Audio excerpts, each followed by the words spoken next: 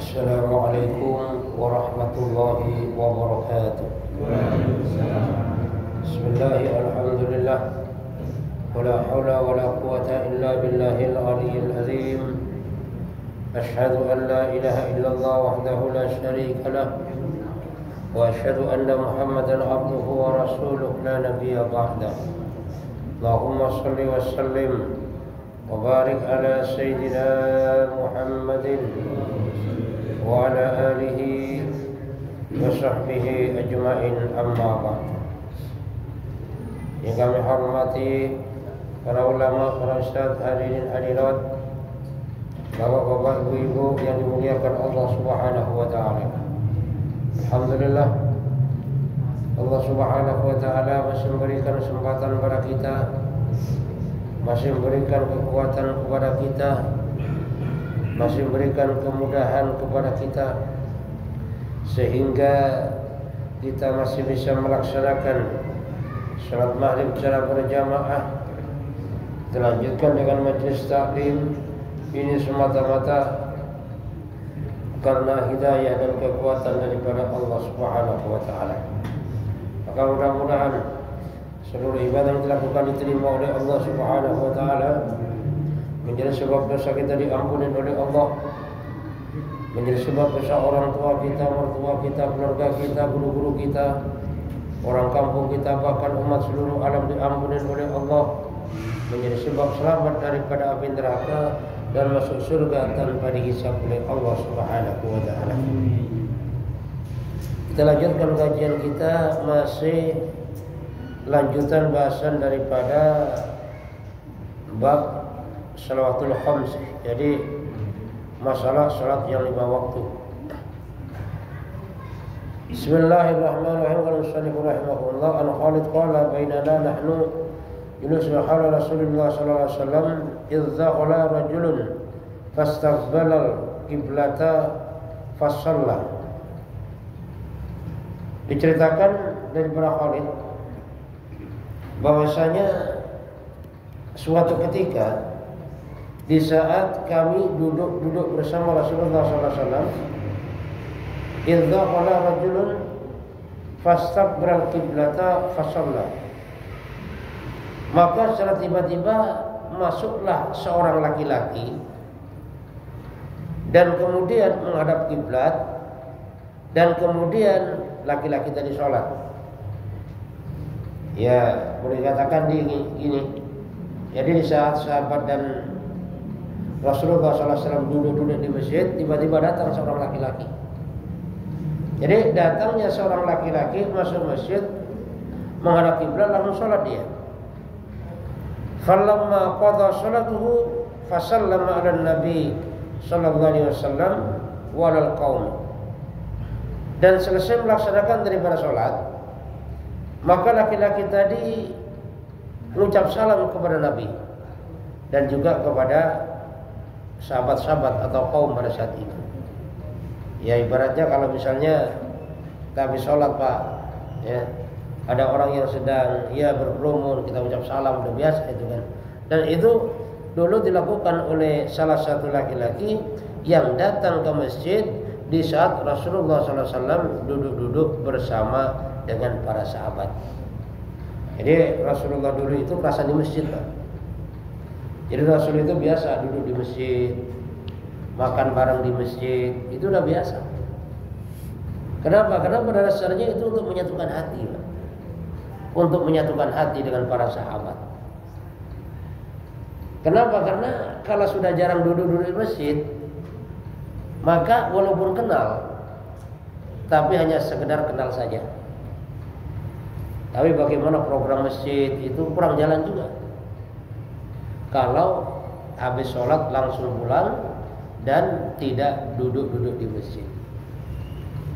Nah, sebenarnya seharusnya, Pak, ya, ulama-ulama itu habis sholat duduk-duduk di masjid, ya, ngobrol sama jamaah. Mungkin ada jamaah ada keluar mau nanya apa, ngasih kesempatan kepada jamaah. Kenapa? Karena kadang-kadang jamaah ada permasalahan, dia mau nanya kepada ulama, cuman ulamanya susah ditemuin. Ditunggu di masjid, nggak ada di masjid. Giliran ada di masjid, buru-buru pulang. Lah sehingga jamaah itu jarang ada kesempatan untuk bertemu langsung dan berinteraksi langsung dengan ulama. Maka seharusnya ya sesepuh masyarakat, ya ustadznya, ya ulamanya, habis sholat itu jangan langsung pulang. Ya duduk-duduk lah, ngobrol apa tak apa. Makanya Pak, itu saya lakukan di musola saya sana. Jadi tiap pagi, habis subuh taklim, kemudian musyawarah, duduk musyawarah. Ya kadang-kadang sampai 12-30 orang. Apa aja permasalahannya? Ada yang sakit tengokin. Ada masalah ini, ya udah dimusyawarahkan. Lah setelah itu maka ngopi bareng. Ngopi bareng ya seadanya. Ada kadang-kadang sarapan nasi, ada gorengan, dan itu berjalan setiap hari, setiap subuh. Makanya kadang-kadang setelah duha baru pada pulang. Jadi memang kekompakan terasa banget, Pak. Jadi kita habis sholat langsung pulang. Dengan habis sholat kita ngopi-ngopi dulu, ngobrol di masjid dengan jamaah masjid, itu rasanya beda. Bolehlah sewaktu-waktu sholat subuh lah di tempat saya sana. Jadi nanti habis subuh ada taklim sebentar, kemudian musyawarah tiap hari, dan kemudian dilakukan ngopi bareng bersama. Ya, jadi ngopi bareng. Ya tergantung apa rezekinya. Bisa gorengan, yang penting tiap pagi itu ada dilaksanakan untuk program masjid. Lah sehingga setiap jamaah itu yang punya keluhan itu langsung dicurahkan di situ. Atau bahkan kadang-kadang misalnya lagi terlilit utang, Pak, itu pun juga disampaikan juga. Dan nanti bagaimana musola itu memberikan jalan keluar, ya. Saya juga nanti gimana caranya dah, ya. Yang penting intinya didudukkan dalam musyawarah. Lah makanya Rasulullah SAW dulu kalau habis subuh pagi, kalau langsung pulang juga. Jadi duduk bersama sahabat, musyawarah bersama sahabat, keluarnya apa sahabat, atau bahkan mungkin malamnya mimpi apa. Itu semuanya ditanyakan, disampaikan kepada Rasulullah SAW. Sehingga apa? Sehingga suasana masjid itu hidup. Hidup dengan apa? Hidup dengan empat amalan. Hidup dengan suasana dakwah hidup, dengan suasana taklim hidup, dengan suasana zikir ibadah hidup, dan juga hidup dengan suasana khidmat atau pelayanan di dalam masjid. Nah, setelah laki-laki tadi selesai sholat, kemudian menyampaikan salam kepada Rasulullah dan para sahabat, faqala lahu Rasulullah sallallahu alaihi wasallam, irji' fasalli fa innaka lam tusalli. Jadi setelah laki-laki tadi mengucap salam, kemudian kata Rasul, ulang sholat lagi. Ayo kamu sholat lagi. Kenapa? Fa innaka lam tusalli. Karena pada dasarnya kamu belum sholat. Padahal sudah sholat, habis salam, tapi sama Rasul sholat ulang. Kamu masih belum sholat. Faraja'ar rajulu wa shalla. Kemudian laki-laki itu ulang sholatnya lagi. Falamma raja'a qala irji' wa shalli fa innaka lam tusalli.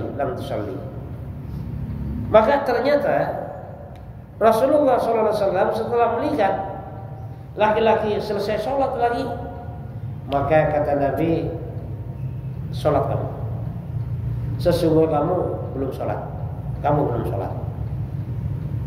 Amarahu bidzalik marrataini aw salasan, dan Rasulullah SAW memerintahkan laki-laki tadi agar sholat kembali 2 kali atau bahkan sampai 3 kali. Sampai akhirnya laki-laki tadi itu, ya kalau bahasa kita mah heran juga kan. Ya Rasul, ini kan saya sudah sholat ulang-ulang 3 kali ya Rasul. Tapi kenapa kok masih saja saya masih dibilang belum sholat? Sesungguhnya dengan apa? Ada apa dengan sholat saya Rasul? Itu kata laki-laki tadi kan. Faqala Nabi sallallahu alaihi wasallam, innahu la tatimmu sholati ahadikum hatta yasbaqal wudu'a kama amarallahu ta'ala. Maka sesungguhnya di antara kalian semua tidak akan sempurna sholatnya sampai akhirnya menyempurnakan wudunya. Ini kata Rasul, ya. Jadi kalian semua ini tidak akan sempurna sholatnya sampai akhirnya menyempurnakan wudunya. Berarti laki-laki yang sholat tadi di dalam wudunya masih belum sempurna, sehingga oleh Rasulullah SAW sholat suruh ulangi lagi, sholat suruh ulangi lagi, sholat suruh ulangi lagi, sampai akhirnya dia menyempurnakan daripada yang namanya wudunya. Kenapa? Karena seseorang ini kalau wudunya itu nggak sah, maka sholatnya nggak sah, ya kan? Jadi kalau wudunya nggak sah, maka sholatnya nggak sah. Dia rajin sholat, cuman wudunya ngaco, gitu kan? Sholatnya nggak sah. Nah, sebelum wudu ini pun juga diawali dengan yang namanya istinja, istinja, ya. Dibuang air besar, buang air kecil, itu semuanya ada adabnya. Nah, sehingga kalau kita tidak menggunakan adab, maka yang ada bukannya benar, bahkan salah semuanya nanti. Makanya kenapa Rasulullah SAW melarang seseorang itu kencing berdiri. Seperti Umar bin Khattab dilarang oleh Rasul. Di saat Umar kencing berdiri, kata Rasul, ya Umar, la tabul qa'iman, wahai Umar, jangan kamu kencing berdiri. Karena kalau seseorang ini kencing berdiri, Pak, ini resiko banget nih. Biasanya kalau orang kencingnya berdiri, apalagi pakai celana ketat, habis satu langkah, dua langkah, terasa seakan-akan masih ada yang jatuh, yang keluar. Itu adalah bekas daripada air kencing. Lah kalau itu jatuh ke celana, berarti celananya najis. Kalau sudah celananya najis, dipakai sholat ya gak sah, gitu lah. Kenapa? Karena syarat daripada sahnya sholat harus suci badan maupun suci daripada yang namanya pakaian. Dan kadang-kadang kalau apa itu istilahnya kencing berdiri, Pak, itu kan nggak bisa tuntas juga kan. Mau istibrak susah juga. Makanya Rasul mencontohkan bagaimana kencing supaya jongkok duduk. Nanti istibrak, ya. Sambil gitu dipelurut karena si pelurut dari bawah sampai ke atas. Sambil ya. Supaya apa? Agar supaya sisa-sisa daripada air kencing itu akan tuntas keluar semuanya. Nah, sehingga kalau sudah keluar semuanya, maka nanti kita jalan tenang, Pak. Nggak ada apa itu yang terasa kayak ada yang jatuh lagi. Bahkan kalau bisa, Pak, itu lebih baik lagi sebelum air itu dengan batu. Cuman kan kalau di kita kan agak berat juga kan. Tapi kalau di Bangladesh sana, Pak, itu memang disiapin, ya. Habis buang air kecil, di situ ada batu, Pak. Batu mau disiapin. Pakai batu, setelah pakai batu baru disiram dengan air. Ini yang lebih utama lagi. Tapi kalau memang nggak ada batu, ya air aja nggak apa-apa. Yang penting bagaimana airnya suci dan juga air itu mensucikan. Nah, memang kadang-kadang sekarang itu masih kurang diperhatikan. Bahkan masalah istinja ini sangat kurang diperhatikan. Sehingga yang terjadi kadang-kadang di masjid mau buang air secara sunnah itu susah, Pak. Ini masjid loh. Saya nggak bicara di hotel ya. Di masjid. Kenapa? Karena disiapkannya berdiri, dengan cara berdiri. Coba dah. Disiapkan dengan cara berdiri. Diajarkan kencing berdiri. Habis itu kadang-kadang cipratan kemana-mana, belepotan kemana-mana, juga nggak ada kubangan airnya. Sehingga apa? Sehingga kadang-kadang, ya, apalagi anak kecil kan, mungkin habis buang air kecil langsung aja masuk ke dalam masjid. Sehingga apa? Sehingga tanpa terasa di dalam masjid pun juga banyak terkena daripada yang namanya najis. Makanya Pak, kalau di kampung-kampung kayak di Sunda, di Jawa ya, itu setiap masjid atau musola habis kamar mandi di situ ada kubangan air Pak. Ada kubangan air. Dan airnya itu ada air mengalir atau bahkan airnya lebih daripada 2 kula. Nah, sehingga kalau dari kamar mandi kakinya terkena najis, dia nyemplung di air tadi, maka akan suci. Makanya di tempat saya sana Pak, ya enggak apa itu istilahnya enggak lebar, cuma selebar pintu. Cuma di situ dikasih kubangan juga dalam kubangannya. Sehingga apa? Sehingga orang yang habis dari kepada kamar mandi maka harus nyebur ke kubangan tadi. Untuk apa? Untuk menjaga daripada yang namanya kesucian. Kenapa? Karena kalau nggak seperti itu nanti resikonya najis. Dan ya memang kan kadang-kadang terasa berat gitu kan. Ribet banget sih kadang-kadang seperti itu. Nah, itulah perjuangan. Jadi kalau kita merasa ribet tapi kita perjuangkan untuk mengikuti syariat Rasulullah SAW, itu merupakan satu perjuangan yang sangat luar biasa. Makanya di sini laki-laki tadi oleh Rasulullah SAW diperintahkan untuk sholat kembali karena dia tidak menyempurnakan daripada yang namanya wudunya. Jadi hatta isbaghal wudu, sehingga sampai menyempurnakan wudu kama amarallahu taala, sebagaimana yang diperintahkan oleh Allah Subhanahu wa taala. Ini penting Pak. Makanya bagaimana kita wudu itu harus belajar. Belajarnya di mana? Ya ke ulama belajarnya. Jadi belajar juga jangan hanya di YouTube Pak, apalagi belajar fikih. Belajar fikih jangan hanya di internet, ya di Google, di YouTube, dan sebagainya. Kenapa? Karena kalau kita belajarnya itu lewat YouTube dan sebagainya, di situ nanti kita akan banyak daripada yang namanya kebingungan, ya kan? Kata yang ini, kata yang ini, sehingga kita bingung, Pak. Nah, lalu bagaimana?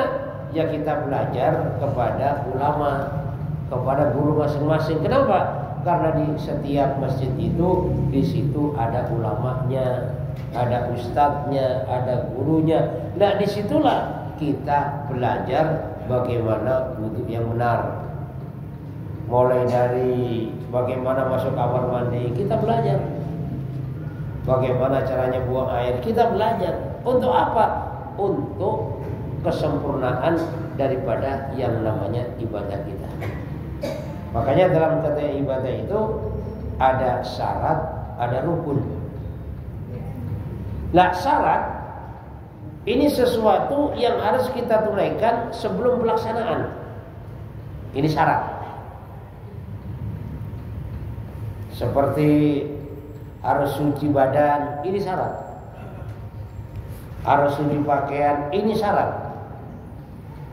Harus suci daripada hadas, ini syarat yang harus dilaksanakan sebelum pelaksanaan. Nah, sedangkan rukun dilaksanakan di dalam pelaksanaan. Maka sholat ini ada syaratnya sholat, ada juga rukunnya sholat. Nah, makanya sebelum kita melaksanakan rukun, syarat-syarat ini harus dipenuhi terlebih dulu. Ya. Terutama dalam istinja tadi, sering saya sampaikan itu. Saya ngisi di mana-mana sering saya sampaikan. Hati-hati dalam buang air. Karena Rasulullah SAW sampaikan bahwasanya di alam kubur nanti banyak 2 macam manusia yang disiksa. Sebenarnya disiksa bukan karena dosa besar, bukan. Disiksanya karena apa? La yastanzi bil baul. Tidak bersih di dalam buang air kecil. Buang air kecilnya sembarangan. Ini yang banyak disiksa di dalam kubur. Coba bayangkan, kita udah ke masjid capek-capek ya, udah 5 waktu masih nggak taunya pasti disiksa di kubur. Nah, kenapa permasalahannya la yastansi bil baul? Yaitu tidak bersih, tidak berhati-hati di dalam buang air kecil. Wa namsi bin namimah, dan orang yang suka adu domba, orang yang suka cari-cari kesalahan orang. Nah, makanya hadis ini orang-orang Yahudi paham juga dengan hadis ini. Lah karena paham, maka bagaimana mereka usahakan agar supaya orang Islam ini kencingnya berdiri. Makanya di masjid, Pak, orang bangun masjid, kalau dia hanya melibatkan insinyur, memang bagus sih. Cuman jauh daripada sunnah, gitu lah. Kalau hanya melibatkan insinyur dan di situ tidak melibatkan ulama yang ahli fikih, ulama yang mengamalkan ilmunya, memang kelihatannya bagus. Cuman jauh daripada syariat, jauh daripada tuntunan. Sehingga apa? Sehingga akan menjauhkan juga ibadah kita daripada Allah Subhanahu wa taala. Sehingga alasannya biar praktis. Karena yang namanya agama, Pak, itu bukan urusan praktis. Tapi itulah aturan yang harus kita tunaikan. Suatu contoh gini. Misalnya ada orang jahitin baju kepada penjahit. Kata yang punya baju, Pak, tolong jahitnya seperti ini, Pak, ya. Ini. Oh ya. Tiba-tiba sama penjahitnya tadi dijahit asal-asalan. Bahkan sakunya pun mencong. Dijahit pokoknya gak sesuai dengan harapan. Dan tiba-tiba diambil oleh yang punya baju. Pak, mana, Pak? Baju ini udah jadi, Pak. Duh, kok seperti ini, Pak? Udahlah, jangan banyak bicara, yang penting praktis aja dah. Udah pakai aja, kan udah jadi ini. Udah saya jahit. Gak usah rewel lah, udah pakai aja. Nah, kalau jahitannya tadi itu gak diterima, itu bukan salah orang yang punya baju. Salah siapa? Salah penjahitnya. Nah, kenapa salah penjahitnya? Karena dia jahit baju, tapi ternyata tidak sesuai dengan keinginan yang punya baju tadi.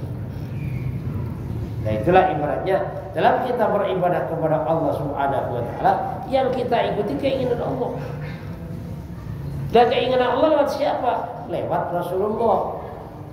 Karena Rasulullah SAW ini diutus oleh Allah Subhanahu wa taala untuk kita jadikan contoh dalam kehidupan.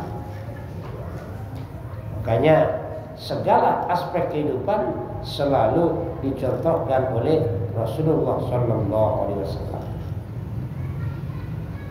Maka selanjutnya setelah menyempurnakan wudu, sebagaimana diperintahkan oleh Allah Subhanahu wa taala, apa perintah Allah? Wa yaghsilu wajhahu, membasuh daripada wajah.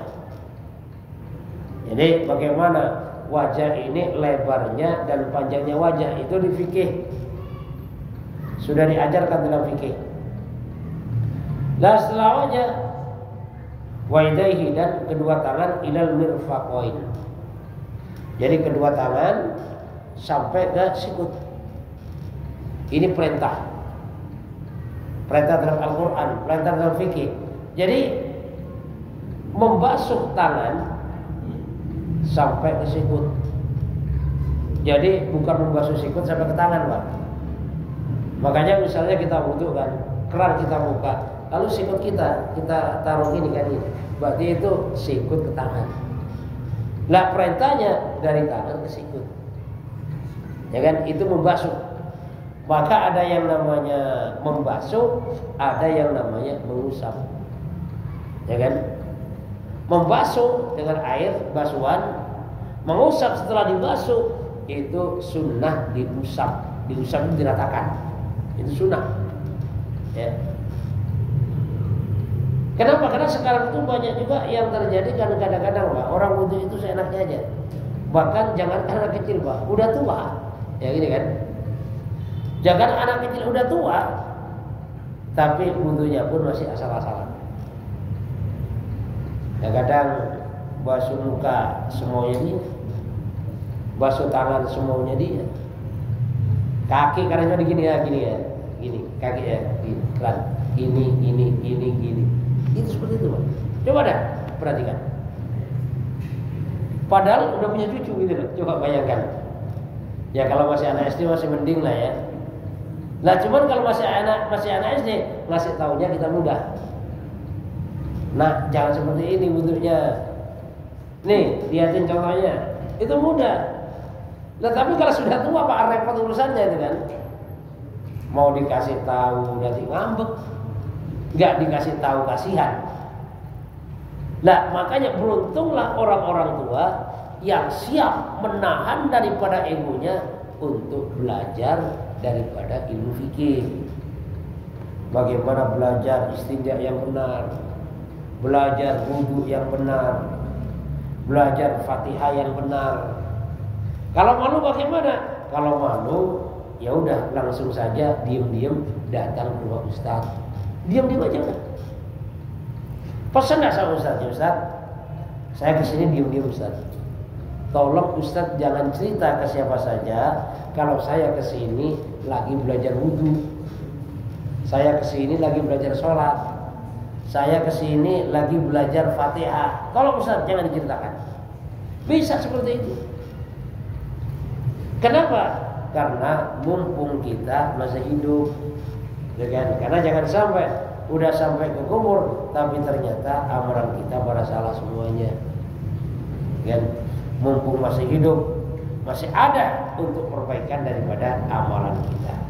Jadi pendeknya dalam kita beribadah ini jangan ibadah semaunya, tapi kita harus ikutin daripada yang namanya aturan, ikuti daripada yang namanya contoh Rasulullah SAW, dan kita bisa mencontoh Nabi melalui para ulama.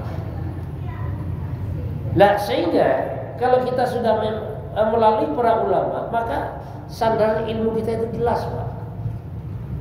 Jadi kalau kita ibadah sudah melalui belajar kepada ulama, maka sandaran ilmu kita jelas, sandaran ibadah kita jelas. Bahkan kalau seandainya ada perbedaan-perbedaan, maka perbedaan itu pun juga mudah untuk diselesaikan. Jadi kita ibadah harus ada sandaran. Misalnya subuh gak pakai perut silakan. Kenapa? Yang penting ada sandarannya. Nyandarnya kemana? Dalilnya kemana? Subuh pakai perut silakan. Yang penting apa? Yang penting juga ada sanadnya ya, ada sandarannya. Dan nggak bisa kita saling menyalahkan. Kenapa? Karena masing-masing punya sandaran, masing-masing punya guru. Dan jangan sampai kita beribadah, semangat ibadah kita, tapi ternyata tanpa adanya guru. Sehingga apa? Sehingga kalau sudah tanpa adanya guru, maka ibadah kita akan tersesat kemana-mana. Silakan Pak, barangkali pertanyaan.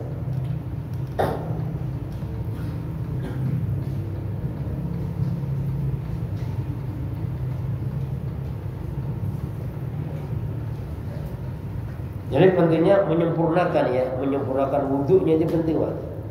Sehingga apa? Sehingga kalau kita sholat menyempurnakan wudhu, ya, maka nanti sholatnya akan sempurna. Rukuknya disempurnakan, sujudnya disempurnakan. Yang perlu dipahami lagi bahwasanya saat kita sholat berjamaah, hindari bersama dengan imam atau mendahului imam. Ini perlu diperhatikan. Kenapa? Karena banyak juga kasus. Jadi gerakannya itu bersamaan dengan imam. Dan ada juga kadang-kadang gerakannya itu mendahului imam. Nah, makanya bagaimana gerakan? Makanya di saat imamnya itu mulai Allahu Akbar, Allahu Akbar, udah gerakannya sempurna, baru makmum ngikutin. Kenapa? Karena kadang-kadang apalagi imamnya sudah tua kan, santai banget. Mau sujud Allahu Akbar, masih belum sampai ke tempat sujud Allahu Akbar. Sehingga apa? Sehingga makmumnya sudah mendahului. Jadi kalau dalam sholat berjamaah makmum mendahului imam, itu batal sholatnya. Itu perlu diperhatikan Pak. Ya, jadi sama-sama kita perhatikan. Jadi kalau dalam bersolat berjamaah makmumnya mendahului imam, maka sholatnya itu batal. Kalau bersamaan dengan imam satu kali hukumnya makruh. Lah makanya kita sebagai makmum kita bergerak di saat imam sudah sempurna gerakannya, sudah Allahu Akbar, baru kita ikutin daripada gerakan. Sehingga apa? Sehingga kita tidak akan menyamai imam dan bahkan kita pun juga tidak mendahului daripada imam. Demi apa? Demi kesempurnaan kita agar supaya sholat kita diterima oleh Allah Subhanahu wa taala. Maka mudah-mudahan Allah Subhanahu wa taala berikan kepahaman kepada kita.